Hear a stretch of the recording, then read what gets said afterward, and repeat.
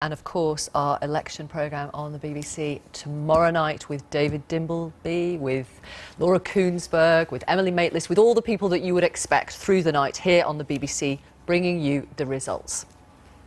Still to come on this programme, we'll be asking why hundreds of thousands of teenage boys are being denied a potentially life-saving vaccine, which is routinely given to girls. And as the battle for Raqqa, that's the headquarters of so-called Islamic State, rages, we'll hear from an organisation helping those who've escaped the city.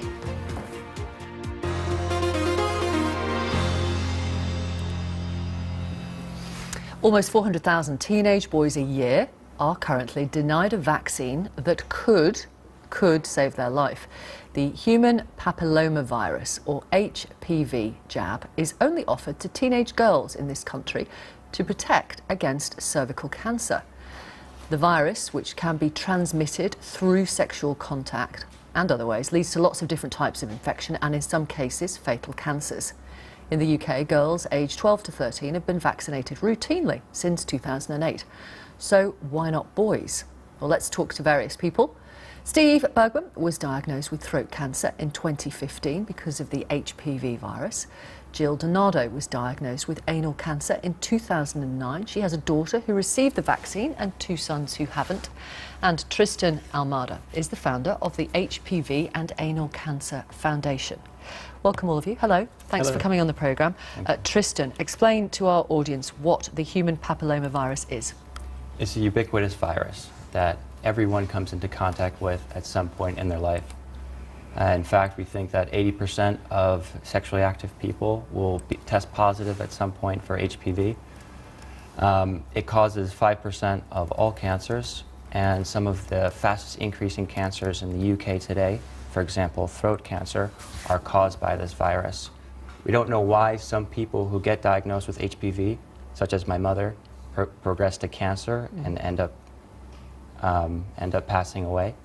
And we don't know why others resolve the virus on their own. Okay, but you said it was ubiquitous, so we all have it. We all have the propensity to develop. If you've had sex once, you've come in contact with HPV. You have it. You had it. I have it. Jill has it. Everyone has it. Yeah. It's unavoidable. You can pass it through passionate kissing.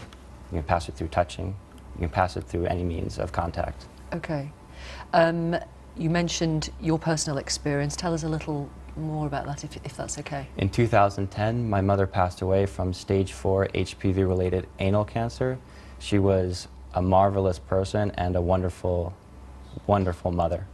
She invested every ounce of loving energy into the upbringing of my sisters and myself. And when she passed away, my sisters and I thought, well, is there something that we can do to prevent the devastation that happened to our family to happen to anyone ever again? Watching someone deteriorate in your hands, the most important person in your life. And it's not just the side effects from the chemotherapy, the neuropathy that cause your hands to feel numb, so you couldn't I mean, for the case of my mother, she had this dream to be a landscape architect. She used to work in public relations. And she couldn't draft because her hands were so numb. But in addition, the emotional anxiety and the stigma associated with HPV, because people don't understand what it is. So she couldn't relate her diagnosis to her friends and family because she was afraid of what they might say. HPV, how'd you get that? Anal cancer, how'd you get that? Right. The only thing that made her at risk was that she was a human being, just like all of us. Let's bring in Jill on that, and then Steve, I'll be with you. Jill, you were diagnosed with anal cancer in 2009. Can you relate to what Tristan is saying about the stigma? Yeah, absolutely. In fact, it was 2010. It was only very... I beg your pardon. It's okay. It was shortly after Tristan's mother died. I was actually diagnosed at the same age. I didn't really tell anybody that it was anal cancer to begin with. I said it was a type of bowel cancer. But I realised that the more I were quiet about it, the less people would be aware. It was Tristan's family that made me aware of the HPV connection to the cancer. And that's when I began to get very angry about this and the fact that it was not known to many people and that my daughter was potentially protected against it, but my two sons were not. And we're awaiting a decision on whether teenage boys will be routinely vaccinated. What's the argument for only vaccinating 12 to 13-year-old girls at the moment, do you think? I don't think there is. I don't think there can be an argument. Look at this picture here. I've got a picture here of my 3 children. They all went through routine vaccination. They went through the normal inoculations that children have. Why would any parent choose to discriminate against one child against the other 2? My sons are too old now for the vaccination to be properly protected, but if they'd had the vaccination at the same age as my daughter, they would be protected. It isn't good enough just to say the herd situation where 85% of girls are protected. If my sons have relationships with girls from other countries who haven't been vaccinated or older people, then they're potentially as much exposed as far as anybody else. Okay, let me bring in Steve, diagnosed with throat cancer in 2015. Yes. How are you at the moment? I'm great. Good, Thank that's you. brilliant to hear. But you thought it was glandular fever, didn't you? Yes, my wife and I, we did this whole thing about before we were going for the consultation that looked it up on the lovely internet, and I had all the symptoms of glandular fever, so we went along, and then somebody whacked me round the head and said, "You've got cancer." And how did you react to the fact that it was throat cancer caused by the HPV virus? It took a while for me to kind of digest what it was about, and I think it's really important to say I'm a heterosexual man.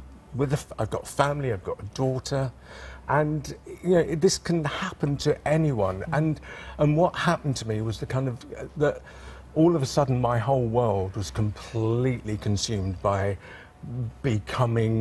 trying to get healthy again. So I was, within 8 days, I was whipped into hospital. I had a massive tumour removed from my throat and my right tonsil. I had a tracheostomy put in there, and then I started 7 months of recovering from the tracheostomy and kind of settling into that, and then a couple of months of chemotherapy, and then quite radical radiotherapy, because this part of the body it's a really busy part of the body, and it had a massive impact on everything: saliva, food, everything. And then there's the aftershock. The aftershock is that once recovery's taken place, it's the emotional stuff that then has to repair, and that's taken a while. You say you have a daughter. Do you mind me asking how old she is? She's 23. Okay, so she's too late for this vaccine. No, she was the first year. Was she really? Because it was 2008. Okay. Yeah. Right. Okay. Let me ask you the same question I asked Jill. Is there any argument for teenage boys not? I mean, apart from cost, because that is an issue with the NHS in England and Wales, as we know. It's not that much. Okay, go on. Talk to me about why you believe teenage boys aren't routinely vaccinated yet. In the United Kingdom. Yes. So there are now 11 countries in the world who are routinely vaccinating boys: United States, Canada, Australia, Austria, Brazil, Italy, Norway, Switzerland. And we think it's a matter of time before everyone realizes that this is the solution to solve a preventable cancer. The question is the UK going to be the next country, or a country that's going to make this decision a few years down the road? The argument to not vaccinate boys is that if you protect enough girls through vaccine and the boys just have sex with the vaccinated girls, in theory you've protected those boys, but if the boys travel, or like older women, or are gay, or meet women from other countries, they're not protected. It's just a very narrow way It's of a narrow way, and thinking. it's outdated. I mean, I think there's a lot of misinformation about HPV. We think about it as a cervical cancer jab, for example. It's not the cervical cancer jab. It's the 5% of all cancer jab. And the reason why we think this is 10 years ago, there was a lot of data pointing to the fact that this is mostly about women. But since then, we realized that the burden also falls on men. Okay. Thank you very much, all of you. Thank you for educating us. We appreciate it. We await a decision. Thank you very much, Jill. We await a decision from the authorities here. Thank you.